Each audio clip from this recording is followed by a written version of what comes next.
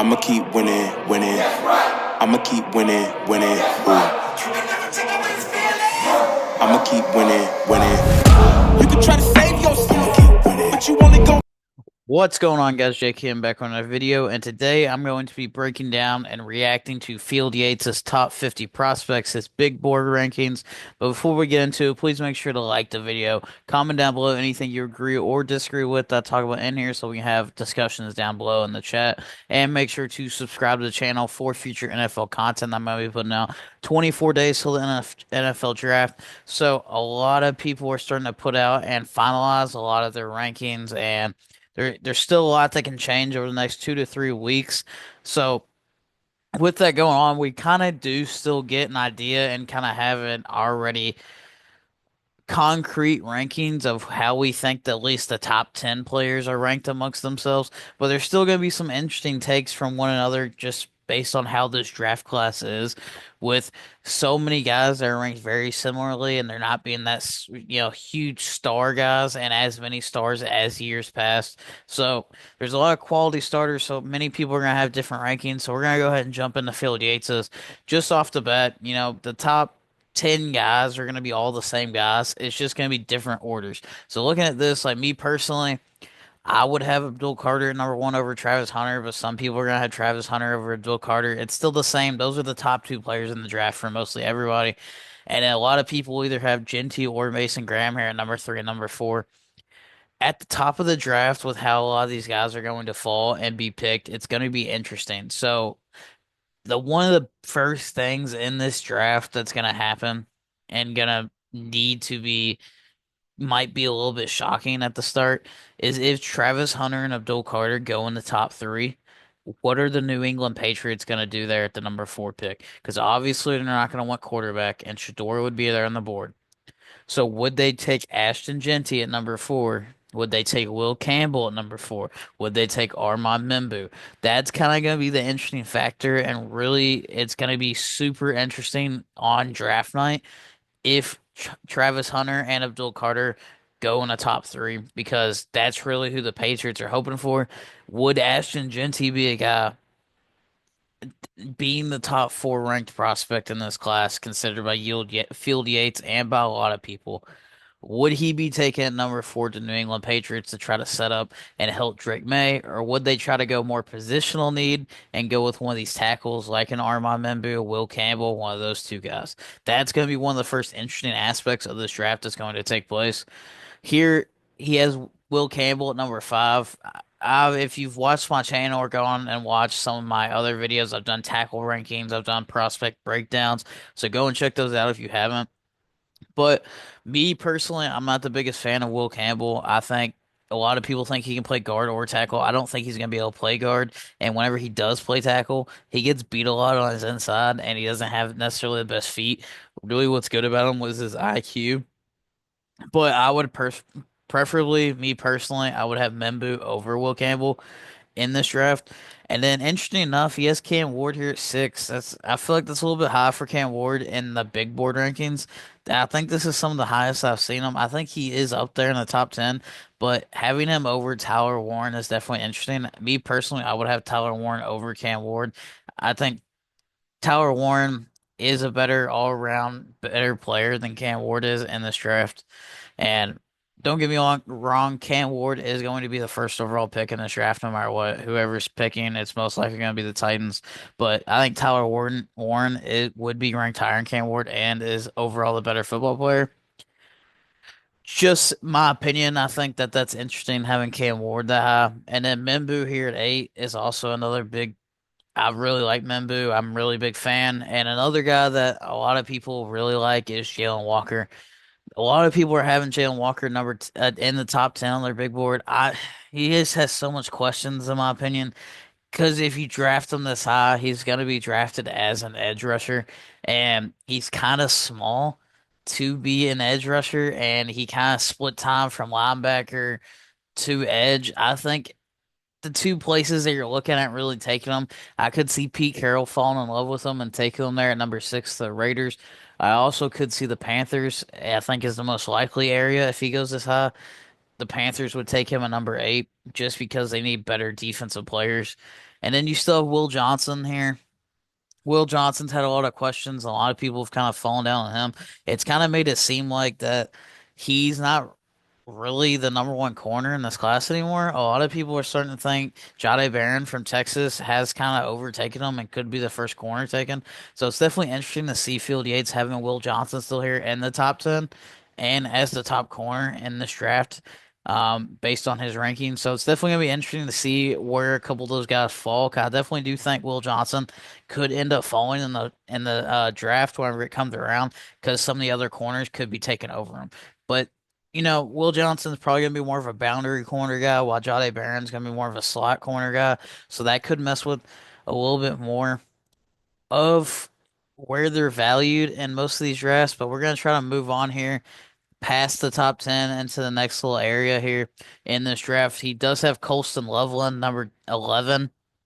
And Colston Loveland and Tyler Warren, they're a lot closer in the big board rankings, what people think. It's just going to be interesting to see the tight end hungry needs. The teams are very tight end hungry to be able to take him with teams like the Colts in that instance. Could be a team if Tyler Warren's off the board. Do the Bears take him? If Genty's off the board, do they take Tyler Warren? Tedero McMillan's another interesting one. Is another guy that's been falling a lot in this class. Mike Green, I'm a big fan of Mike Green. He was the most productive in college. Shamir Stewart, he's going to be drafted based on upside. He is an athletic freak. Kelvin Banks is probably one of my favorite offensive linemen in this class. The top three offensive linemen in this class to me is Kelvin Banks, Armand Membu, and Tyler Booker. I know Tyler Booker's more the interior pieces, but those three guys are kind of the main offensive pieces, along with Gray Zabel in there. I would have all of them ranked over Will Campbell, in my opinion. And then Shador, he could be overdrafted just because the quarterback situation. We all know about Shador. But Gray Zabel is going to be another sneaky pick here. Gray Zabel is a guy that can play all three positions. He could play center, he could play guard, he could play tackle. And they most likely, most of the time, he's being taken by the Seahawks. But I wouldn't be shocked if he goes somewhere like Arizona a couple picks earlier because of that value that he brings and how much he's dominated the offseason pretty much the entire way and how he's able to move up his draft stock so much throughout the combine, throughout Senior Bowl, all that stuff. He's really risen up a lot of people's boards, and it just brings the value that he has, how he's able to dominate people at the Senior Bowl, along with him being able to play all five positions on the offensive line, and with him most likely being an interior piece on a lot of these cases. Here they're talking about Shador a lot.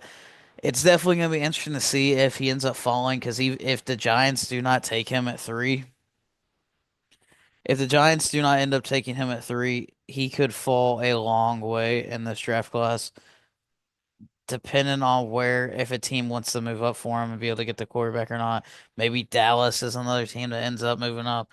But we're gonna skip a little bit onto the next little group here. Amarion Hampton, 26. I would think Amarion Hampton would be a little bit higher. It's it's kind of tough because comparing him to Genty, I don't think Omarion Hampton is far off from Genty. I think they're very close and they're a lot closer than what people make them out to be. And I can see Omarion Hampton go number 10 to the Bears. If Genty's off the board, Tyler Warren's off the board, I could easily see the Bears taking somebody like an Omarion Hampton. And Walter Nolan is another high upside guy that's going to be very interesting. With all these rankings, how close all these guys actually are, the 27th ranked guy, Walter Nolan, is not too far off, and there's been an argument with him being better than Mason Graham at number three overall. So one of the bigger rumors recently has been the Jaguars. A couple of the insider information has been that the Jaguars could consider to take Walter Nolan over Mason Graham just because Mason Graham is a little bit more stubby. He's not that super long length that you would want out of a defensive tackle. His production's there, but his overall inside and build of his body is not there compared to Walter Nolan. So there could be a little bit of a shock there on draft night if the Jaguars end up taking Walter Nolan over him at number five. I think it would be a stretch, but it has been brought up on a couple of reports of insiders. I know there's a lot of smoke that maybe the Jaguars could consider Walter Nolan over Mason Graham, but I do think that they would probably go with Mason Graham there. James Pierce is another one. he has a lot of character concerns. He is very talented, but he could fall down. And sometimes some people in mock drafts have him going outside of the first round because of those character concerns. Josh Simmons was a guy that could have been the number one tackle, but he has all the injury history with him. Nick Emenwari, I think, in my opinion, I do like that he has him as the number one safety. I think that Nick Emenwari is going to be the number one safety taken in this draft whenever it comes around. He just has all the athleticism. If you look at the tape, he's a big body guy that can play in the box. He could actually cover in range, and he just has it all at that safety position that you'd want. Kind of reminds me of Kyle Hamilton from a couple years ago.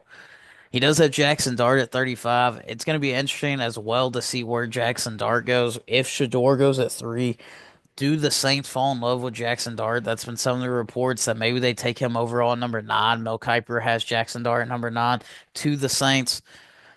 I think he at least the farthest he goes is 21 to the Steelers.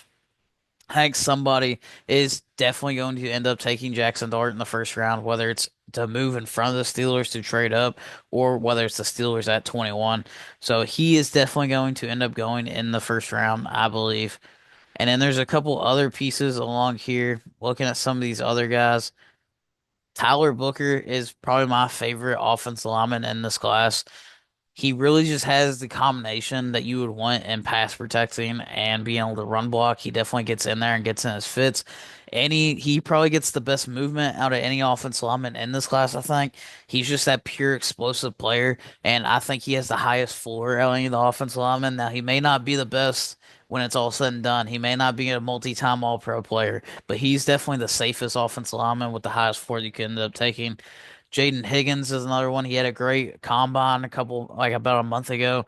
He has a great size frame to him along with speed to be able to take. He's going to be an early second round guy that's going to be able to contribute a lot to whatever team ends up taking him.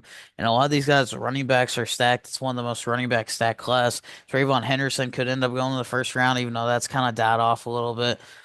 Oh, there could be up to 3 running backs taken in the first round, which is almost unheard of nowadays. So all these guys with how they're ranked, some guys are going to be overdrafted, and then we're going to look at it in the second round and be like, why is this guy still on the board? Why is this guy still on the board? What? This guy's still on the board?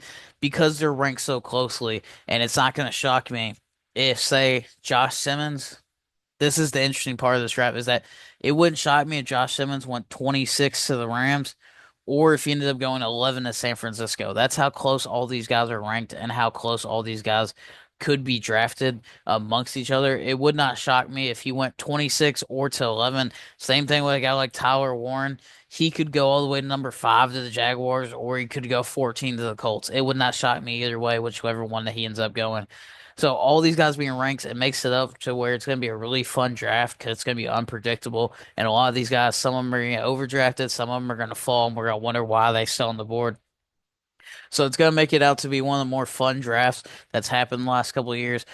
But this is all I'm going to look at for Field Yates' mock draft. It's definitely a pretty good base for a lot of these guys. Please make sure to like the video. Comment down below anything you agreed or disagree with that I discussed in here. And make sure to subscribe to the channel for future NFL content I'm going to be putting out. And thanks for watching. Yeah, feel like John Moran. Need a triple-double. Told him check the stats. Yeah, I got a couple. I don't drop the ball. Now I never fumble. I'm the MVP. Now I feel like Russell. Feel like John Moran. Need a triple-double. Told him check the stats. Yeah, I got a couple.